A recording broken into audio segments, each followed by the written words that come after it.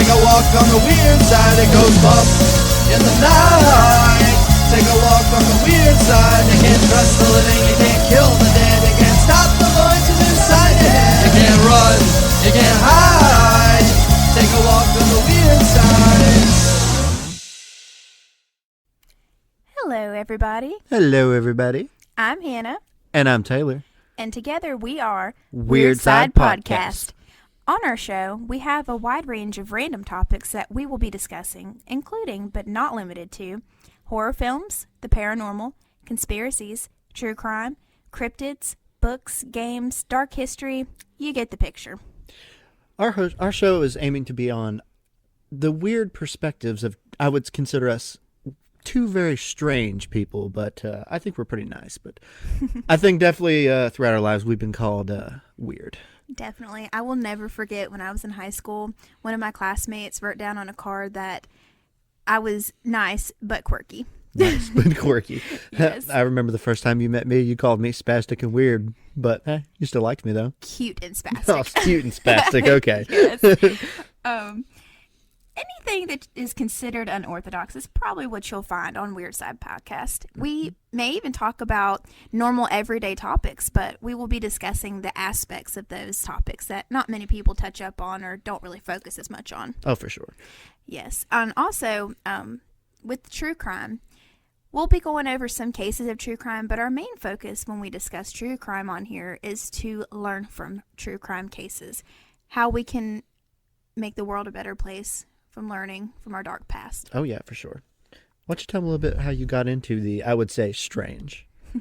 Well, it was my 5th birthday, and my mom got me 2 DVDs for my birthday. It was Child's Play and Candyman. What a start. Yes. I know Return of the Living Dead. I saw really young too, but I cannot remember if this was before or after Candyman and Child's Play. However, I do remember my dad was pretty pissed that Mom got me 2 horror movie DVDs. But anyway, I loved them both, and ever since then I was hooked on horror. My favorite horror film is Jeepers Creepers, the original. Mm-hmm. And I remember my mom took me to go see that in theaters when I was probably like 5 or 6 years old, and I was scared to death. I bet you were traumatized, especially as a 5-year-old. With like the imagination of a 5-year-old is so out there, and to see that movie in theaters must have really stuck with you. It did, as we've discussed many times. But since then, I have been like absolutely hooked with horror movies, not podcasts. Your phone threw me off. Sorry. Anyway, yeah, Jeepers Creepers is my favorite horror film, and it has left an impression on me. And to this day, even though I'm almost 30 years old now, I love the film still. That's just a testament of how good the movie is, that after all these years, it made that much of an impact on you. Yeah, that's very true. What about you? What was your intro to horror? I'm gonna be honest with you. I was not as brave as you are. I'm gonna be honest with you. I'm like one of those chickens out there. I mean, I got into it later in life, but I would definitely say that the thing that stuck with me through all these years was actually the music video to Thriller, when Michael Jackson turns into the werewolf. And I know some people out there are gonna be like, it's a werecat or a werehyena. It's a werewolf. Okay, it's a werewolf. It's a werewolf.